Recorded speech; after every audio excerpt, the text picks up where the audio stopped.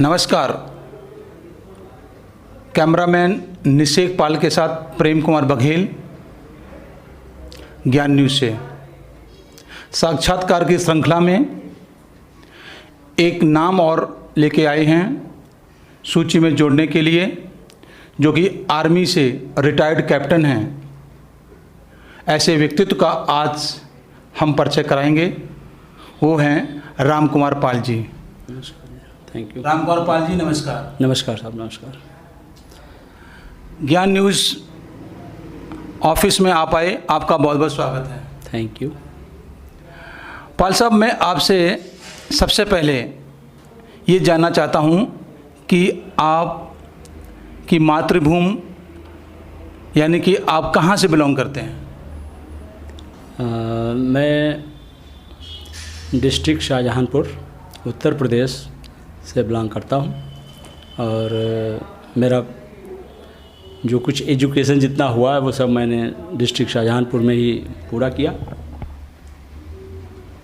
शाहजहांपुर में। पाल साहब, आप एक आर्मी से हैं, रिटायर्ड कैप्टन रहे हैं, तो आर्मी में आपने किस तरह से आर्मी को ज्वाइन किया और आर्मी में रहते रहते आपका क्या तजुर्बा रहा, क्या अनुभव रहा, आप बताइए। मैं जिस समय अपना ग्रेजुएशन कर रहा था उसमें कुछ वैकेंसियाँ निकली, तो मैंने भी अप्लाई किया। डिस्ट्रिक्ट बरेली में रिक्रूटिंग सेंटर है, वहाँ से मैंने अप्लाई किया और उसमें जो फॉर्मेलिटीज़ होती हैं कंप्लीट करने के बाद मेरा सिलेक्शन हो गया। और सिलेक्शन होने के बाद मुझे जो है ट्रेनिंग के लिए रुड़की भेजा गया, जो कि बंगाल इंजीनियर ग्रुप की ट्रेनिंग सेंटर है, वहाँ मुझे भेजा गया।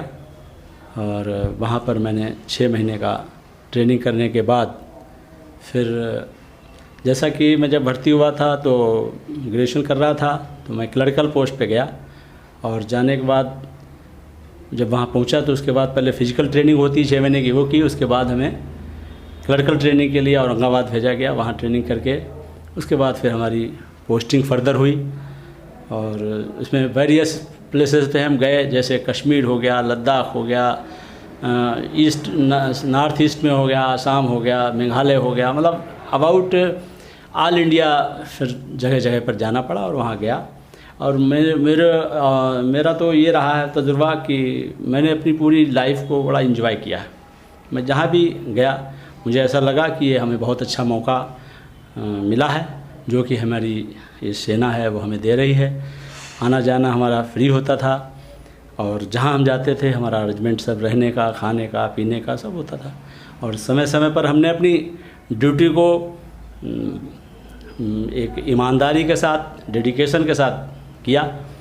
और अपने जो भी जिस तरीके के कोई एग्ज़ाम आए वो क्वालिफाई किए, करने के बाद धीरे धीरे प्रमोशन होते होते, जैसे कि आपको मालूम है कि आर्मी में पहले सिपाही भर्ती होता है, तो सिपाही से फिर नायक बनता, नायक से हवलदार, हवलदार से नायब सुधार, नायब सुधार सूबेदार, सूबेदार के बाद सूबेदार मेजर, उसके बाद आनरी। मैं आनरी कैप्टन से रिटायर्ड हुआ 30 साल सर्विस करके। और उसके बाद जब रिटायर्ड हुआ तो यहाँ दिल्ली में बच्चे पढ़ रहे थे, तो यहाँ पर ही मैंने एक छोटा सा घरौंदा बना लिया बस। आपने 30 साल सर्विस की, आपने अपने जीवन काल में बहुत उतार चढ़ाव देखे होंगे। पहाड़ी क्षेत्रों में जो टेररिज्म है, टेररिज्म से संबंधित आपका कभी कोई तजुर्बा रहा है? हाँ, क्या बताना चाहें? हाँ बिल्कुल। हमारी JNK की सर्विस जो है वो अबाउट 10 साल है, जिसमें हम जम्मू में रहे, कश्मीर श्रीनगर में रहे, लद्दाख में रहे। तो ये जनरली कश्मीर वैली में टेररिस्ट का ज़्यादा था। वहाँ पर वो वृक्षक वगैरह जो इसकी एक्सरसाइज होती हैं वो हमने अटेंड की हैं और उसमें रहा। तो वहाँ पर थोड़ा सा ख़तरा भी है। ज़रूरी है कि वो लोग उस समय टारगेट जो है वो आर्मी वालों को ही करते थे।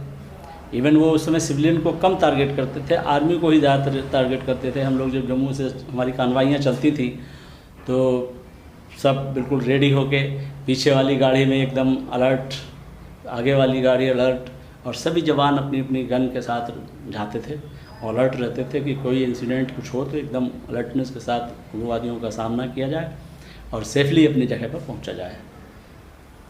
उसमें काफ़ी आतंकवाद चल रहा था। उसके बाद अभी भी है फ़िलहाल, लेकिन अभी तो क्या कह सकते हैं, क्योंकि मैं 2011 में रिटायर्ड हो गया। अब उसके आगे की तो इतनी ज़्यादा नहीं हमें ज्ञान है। आर्मी के जो आजकल वर्तमान समय में जो सैनिक लोग हैं उनके बारे में आप क्या कहना चाहते हैं? हमारा सबके लिए यही संदेश होगा कि अपनी ड्यूटी को ईमानदारी के साथ, देश से प्यार करते हुए और हौसला बुलंद करते हुए जो है सेवा करनी है, और किसी भी छोटी मोटी कमी कठिनाई को हंसते हंसते उसको पार करो।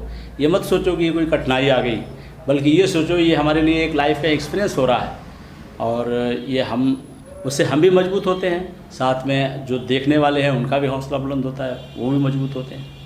तो हमारा यही संदेश है सबके लिए कि अपनी ड्यूटी को ईमानदारी के साथ करो, देश प्रेम को दिल में रखते हुए ड्यूटी करो। देश प्रेम को रखते हुए ड्यूटी करो।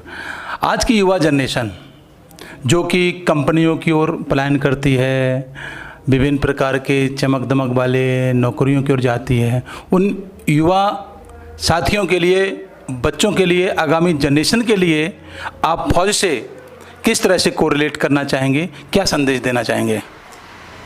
मेरा यंग जनरेशन के लिए ये सजेशन होगा कि अगर आप फिजिकली फ़िट हैं, मेंटली फ़िट हैं, तो आपका पहला उद्देश्य होना चाहिए कि हम देश सेवा करें, और देश सेवा करने का सबसे अच्छा मौका जो है वो आर्मी है। ये एक ऐसा प्लेटफार्म है जो आपको भरपूर देश की सेवा करने का मौका देती है। तो हम सबसे ये अनुरोध करेंगे, या हमारी इच्छा ये है कि हर बच्चा अपने दिमाग में, दिल में ये चीज़ रखे कि मेरी पहली प्रायोरिटी अगर कोई नौकरी मिले तो सेना की मिले, और उसमें हम जाएं ताकि हम देश की सेवा कर सकें। और अगर हमारा हौसला इस तरीके से बुलंद होगा, हम देश के प्रति ऐसा अच्छा सोचेंगे, तो ज़रूरी है कि हमारा देश भी आगे बढ़ेगा और हम भी आगे बढ़ेंगे। जैसा कि आपने राम कुमार पाल जो कि कैप्टन हैं थे, इनसे आपने सुना कि युवा जनरेशन को कम से कम फ़ौज के लिए, देश की सेवा करने का उनके लिए एक बहुत अच्छा प्लेटफॉर्म है। देश की सेवा करने के लिए उनको आगे आना चाहिए और उनको सेना में भर्ती होना चाहिए। ये कैप्टन राम कुमार का संदेश है।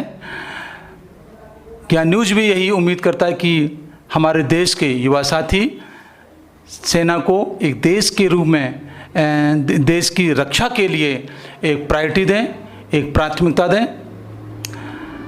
राम कुमार पाल जी, आपने ज्ञान न्यूज़ को समय दिया, इसके लिए बहुत बहुत धन्यवाद।